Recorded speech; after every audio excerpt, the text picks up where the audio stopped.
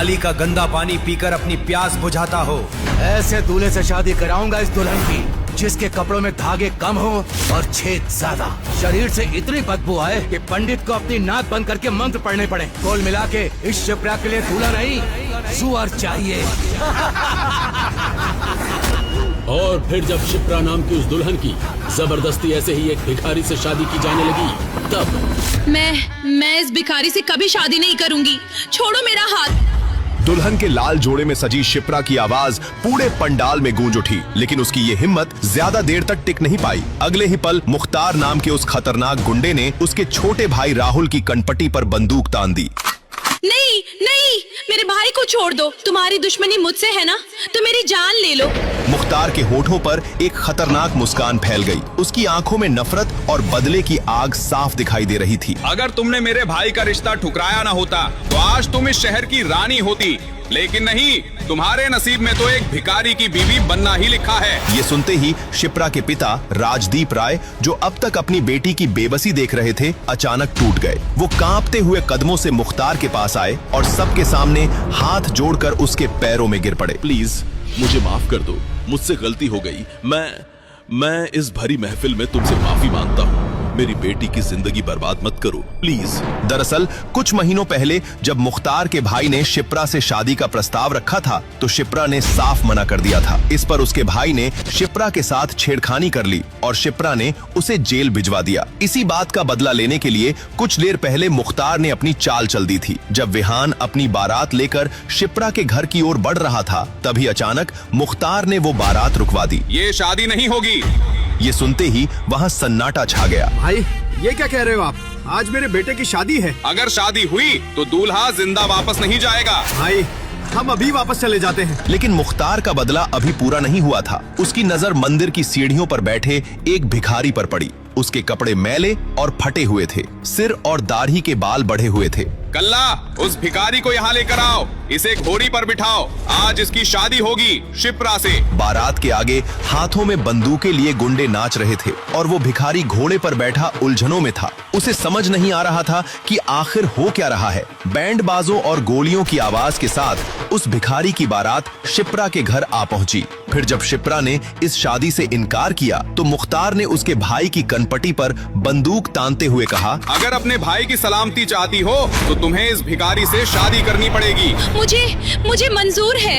अपनी हाँ सुनकर मुख्तार के चेहरे पर एक वहशी मुस्कान आ गई। वैसे तेरा दूल्हा कभी तुझे कुछ नहीं कहेगा, गूंगा जो है। शिप्रा की नजर उस भिखारी पर पड़ी। लोगों की नजर तो उसके गंदे कपड़े और गंदे हुलिये पर थी, लेकिन शिप्रा की नजर ने उसकी मासूम आंखों को देखा। आज वो बेचारा गुंडों में फंस गया था। अरे ओ कल्ला, दूल्हे को तो ले आ, दुल्हन उसे देखने के लिए तड़प रही है। चल मुन्ना, आज तो शादी है तेरी, देख कितनी खूबसूरत दुल्हन है, तेरे तो मजे है। कल्ला ने उस भिखारी की बाह पकड़ी और स्टेज की तरफ खींचने लगा, पर उस भिखारी ने झटके से उससे अपनी बाह छुड़ा ली। अबे गधे, मैं तेरी किस्मत बदलने जा रहा हूँ और तू कीचड़ में ही रहना चाहता है, चल आगे बढ़। जब उस भिखारी ने मुख्तार की भी बात नहीं मानी, तो उसने न आव देखा न ताव और उसके गाल पर 3-4 थप्पड़ जमा दिए। भिखारी के मुंह से खून निकलने लगा। गूंगा होने की वजह से वो चिल्ला भी नहीं पा रहा था। पंडाल में मौजूद लोगों को उस भिखारी पर दया आने लगी। शिप्रा की आंखों में भी उस गूंगे भिखारी के लिए दया उमड़ आई। लगता है इसको भी इस लड़की पर दया आ रही है, इसीलिए इस लड़की की खातिर ये मार सहने को भी तैयार है। तो फिर अब क्या करे बॉस, ऐसे कैसे चलेगा?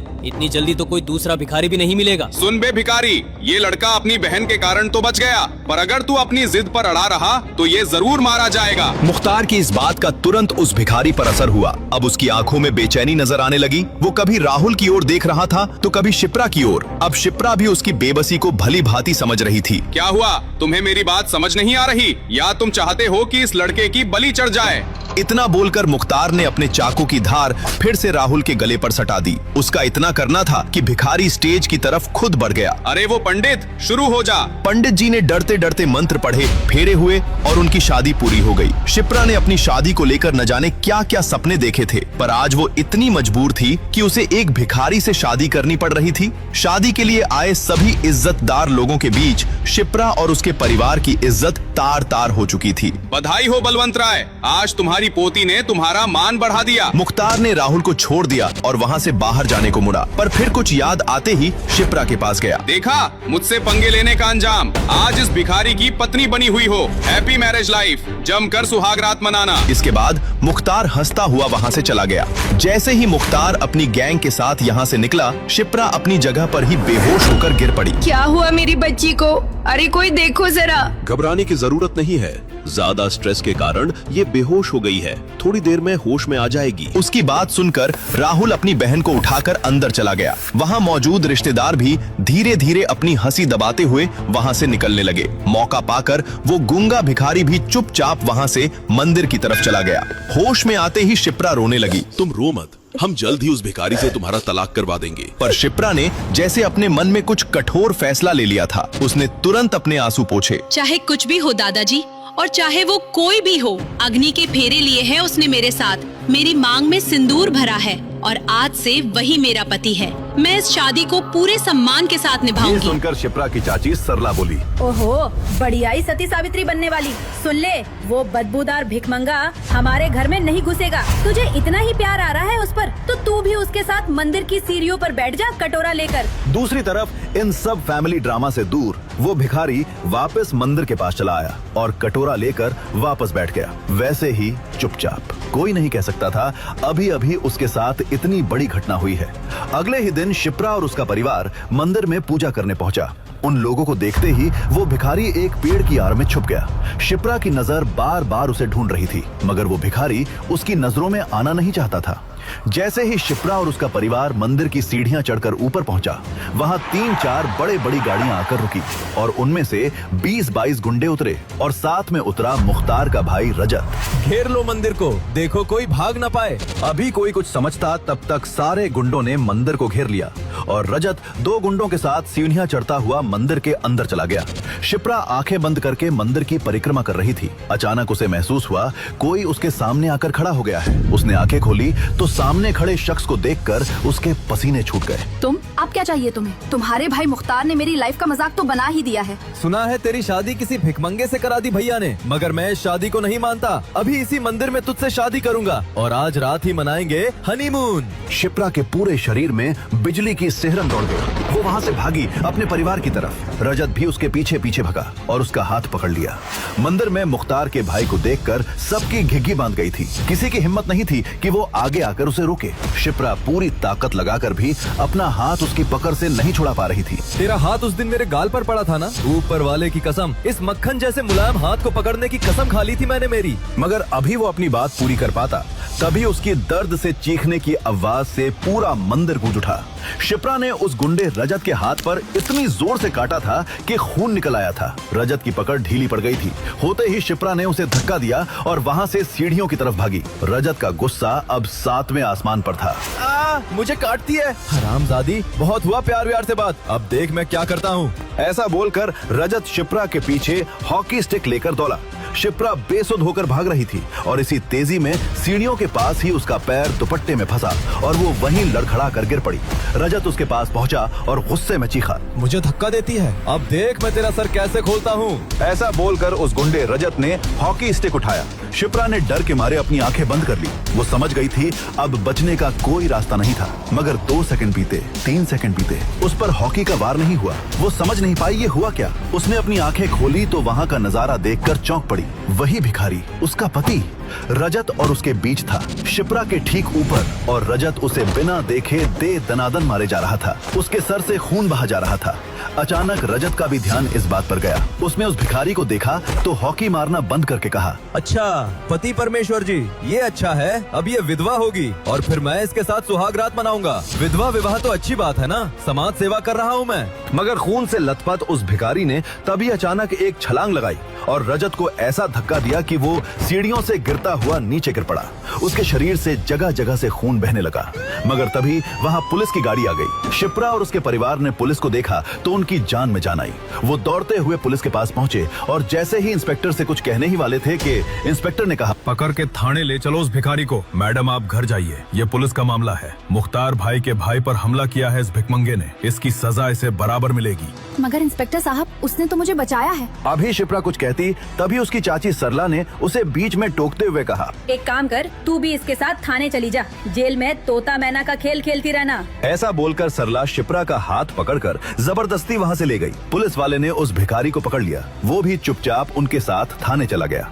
थाने पहुंचकर इंस्पेक्टर ने उस भिखारी को उल्टा लटका दिया और बेल्ट से मारने लगा। साले, मुख्तार भाई से पंगा लेता है, तेरी चमड़ी उधेड़ दूंगा। मगर भिखारी अब भी चुपचाप मार खा रहा था। उसकी पीठ से खून बह रहा था, लेकिन उसने एक आह तक नहीं भरी। इंस्पेक्टर ने जैसे ही फिर से बेल्ट उठाई, थाने का दरवाजा धड़ाम से खुला। अगर अपनी नौकरी प्यारी है तो रुक जाओ इंस्पेक्टर। तुम जानते हो तुम किसे पकड़ लाए हो? हम सबकी वर्दी उतरवाओगे तुम। चलिए आपको हॉस्पिटल ले चलते हैं, बहुत चोट लगी है आपको। जय हिंद सर। ये भिखारी, इसने मुख्तार भाई के क्या मतलब सर? ये तो उस मंदिर का। कमिश्नर ने अपना मोबाइल निकालकर इंस्पेक्टर को कुछ दिखाया। वो देखते ही इंस्पेक्टर थर थर कांपने लगा। शौर्य राठौड़ ऐसे? माफ कर दीजिए, आप जो कहेंगे मैं मानूंगा। आपने बताया क्यों नहीं? उस मुख्तार की बातों में आ गया मैं। उसने तुरंत उस भिखारी को खोला और अपने जूते से खुद को मारने लगा। मैं ठीक हूँ, और हाँ, किसी को पता नहीं चलना चाहिए मैं कौन हूँ। जी। भिखारी शौर्य वहाँ से निकला और वापस मंदिर के सामने जा अपने सर पर चोट वाली जगह थोड़ी मिट्टी रगड़ी और कटोरा लेकर बैठ गया, बिल्कुल चुप। उधर शिप्रा ने अपने घर की बालकनी से उसे देखा तो चौंक पड़ी। वो निकलकर उसके पास गई और कहा, आपको बहुत चोट आ गई मेरे कारण, मुझे माफ कर दीजिए, आप घर चलिए मेरे साथ। शौर्य ने कुछ नहीं कहा और चुपचाप उसके साथ उठकर चल दिया। जैसे ही वो लोग घर के दरवाजे पर पहुँचे, चाची सरला ने रास्ता रोक लिया। इस बदबूदार भिखारी को अंदर लाई तो तेरा सर होगा और मेरी जूती। इन सब का कारण तू है शिप्रा। किसने कहा था उस मुख्तार के भाई को झापड़ मारने को? चाची, जान बचाइए उसने मेरी। शोर शराबा सुनकर पूरा परिवार दौड़ा दौड़ा गेट पर आया। वहाँ का नजारा देखकर दादाजी दंग रह गए थे। सरला चाची बोले जा रही थी। अभी सरला आगे कुछ कहती कि दादाजी गरजे। सरला, बस बहुत हुआ। उसकी जगह तेरी बेटी होती तो क्या तू उसका ब्याह उस गुंडे से कर देती? शिप्रा ने जो किया वो सही किया। अगर तुम्हें कोई दिक्कत है तो तुम घर छोड़कर जा सकती हो। इसे मॉल ले जाओ और इसके लिए कुछ अच्छे साफ कपड़े खरीदवा दो। सब ये सुनकर सन्न रह गए। सरला चाची चुपचाप अंदर चली गईं। दादाजी ने शिप्रा से उस भिखारी की चोट पर दावा लगाने को कहा और अपने पोते राहुल से कहा, जी दादाजी।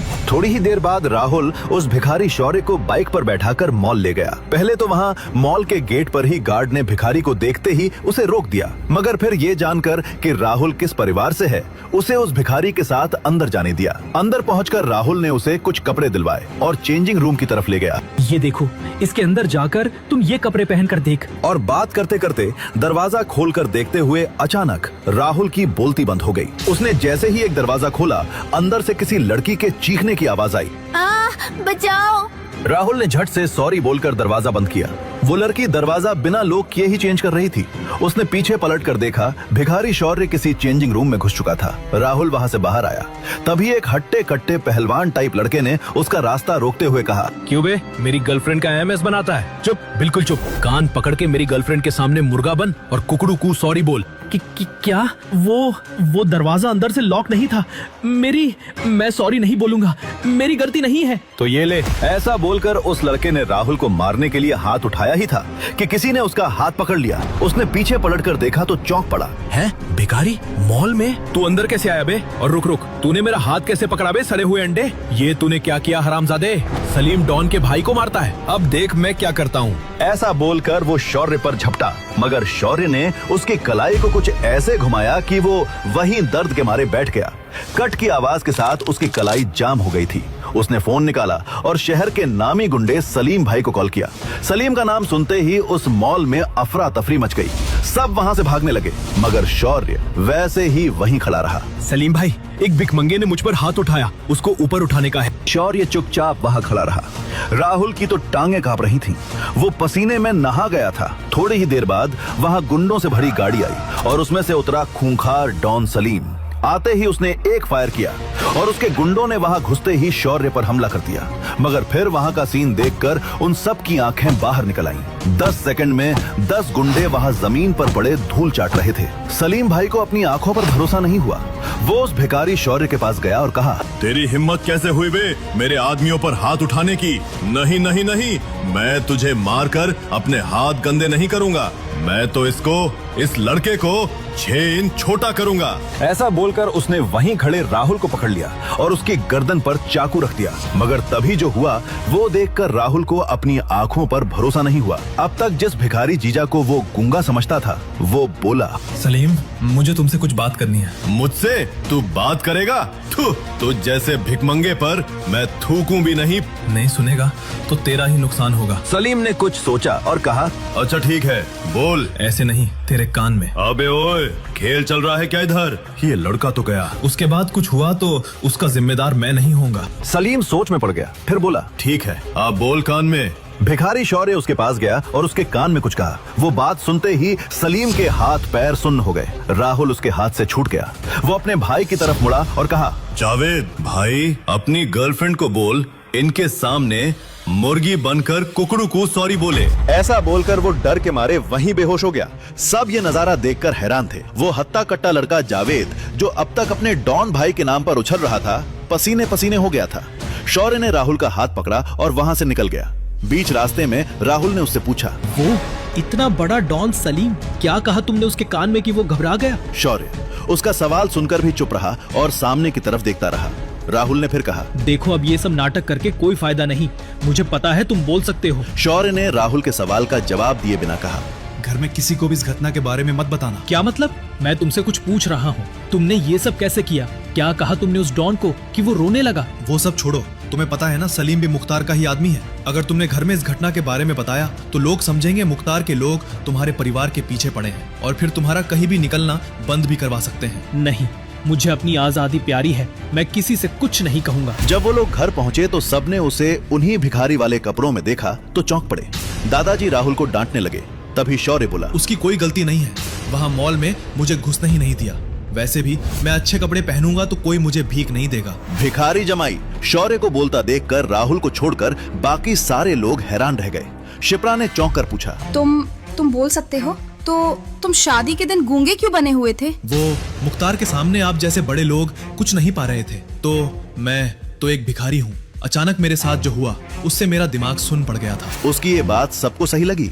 आखिर एक भिखारी मुख्तार जैसे डॉन के सामने क्या बोल सकता था? तभी दादाजी बोले, ठीक है, सारा शहर जान चुका है शिप्रा की शादी तुम जैसे भिखारी से हुई है। हम तुम्हें मंदिर में भीख मांगने के लिए नहीं छोड़ सकते। तुम यही रहोगे, हमारे नौकरों के कुछ पुराने कपड़े होंगे, तुम वही पहन लो। ये सब सुनकर शिप्रा की माँ और चाची ने बुरा सा मुंह बना लिया। मगर पिताजी, ये भिखारी हमारे घर में। जब तक शिप्रा तलाक के लिए मान नहीं जाती, हमें ये करना ही होगा। ये नौकरों के साथ रहेगा, बाहर किसी को कुछ पता नहीं चलना चाहिए। दादाजी की बात सबको माननी ही पड़ी। वो भिखारी हस्बैंड शौर्य वही शिप्रा के घर के नौकरों के कमरे में रहने चला गया। अगली ही सुबह शिप्रा अपने फोन पर पैनिक होकर किसी से बात करते हुए निकली। नहीं अनिश, तुम ऐसा नहीं कर सकते। तुम्हारे मॉल में सबसे ज्यादा बिक्री मेरे ही ब्रांड के कपड़ों का है। तुम मेरे ब्रांड को वहाँ से हटा कैसे सकते हो? उधर से अनिश नाम के उस बिजनेसमैन ने कुछ ऐसा कहा जिसे सुनकर शिप्रा और तमतमा गई और कहा, ठीक है, मैं वहीं आकर तुमसे बात करती हूँ। ऐसा बोलकर शिप्रा गुस्से में घर से A to Z मॉल के लिए निकल गई। A to Z mall Rajasthan का सबसे बड़ा मॉल था और शिप्रा की क्लोथ कलेक्शन की सेल का सबसे बड़ा हिस्सा वहीं से आता था। वहाँ के मालिक अनिश ने अचानक शिप्रा के ब्रांड को अपने मॉल में बैन कर दिया था और उसके ब्रांड के सारे कपड़े वहाँ से हटा दिए। शिप्रा जब गुस्से में वहाँ पहुँची तो अनिश अपने केबिन में चिल कर रहा था। अंदर घुसते ही शिप्रा उस पर चीखने लगी, मगर अनिश को इन सब से कोई फर्क नहीं पड़ा। उसने एक कुटिल मुस्कान देते हुए कहा, एक लड़की जिसका हस्बैंड रास्ते का भिखारी हो, उसका ब्रांड हमारे मॉल में होने से बहुत ही बदनामी हो रही थी। वो ब्रांड हमारे स्टैंडर्ड को गिरा रहा था। ये सुनकर शिप्रा जितना चौंकी उतना ही और गुस्से में भी आ गई। सारे शहर को पता चल चुका था बलवंत राय की पोती की शादी एक भिखारी से करवा दी गई थी। वो गुस्से में बोली, मेरी प्राइवेट लाइफ से मेरे ब्रांड का क्या लेना देना? मेरा ब्रांड इतना पॉपुलर है, कपड़े इतने अच्छे हैं कि मार्केट में आते ही खत्म हो जाते हैं। तुम उसे ऐसे किसी बेकार के कारण से यहाँ से नहीं हटा सकते। आखिर तुम चाहते क्या हो? अनीश ने ऊपर से नीचे तक शिप्रा को गंदी नजरों से देखा और कहा, वैसे एक रास्ता है। कौन सा रास्ता? वो रास्ता मेरे बेडरूम से होकर जाता है। ये सुनते ही शिप्रा सर से पांव तक कांप उठी। वो तमतमाते हुए आगे बढ़ी और अनीश को एक जोर का झापड़ लगाया। अनीश गुस्से में आ गया मगर मुस्कुराते हुए कहा, अरे जाने मन, सिर्फ तुम्हारे ब्रांड को जड़ा ही नहीं बल्कि इसके बदले मैं तुम्हें पैसे भी दूंगा। ऐसा बोलकर अनीश ने अपनी जेब से 1 रुपए का सिक्का निकाला और शिप्रा की तरफ फेंक दिया। एक भिखारी की बीवी के लिए 1 रुपया तो काफी होगा।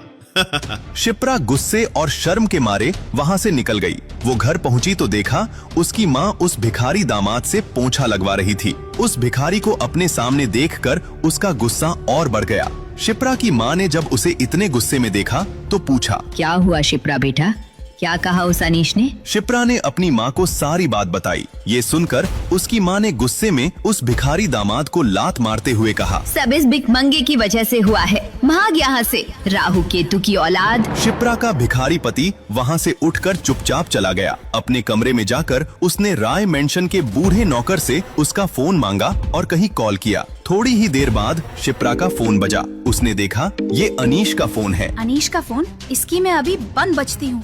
हेलो। मगर उधर से अनीश जो बोला वो सुनकर शिप्रा को अपने कानों पर विश्वास नहीं हुआ। अनीश रो रहा था और बोल रहा था, शिप्रा, मुझे माफ कर दो, मैं बर्बाद हो गया, सड़क पर आ गया मैं।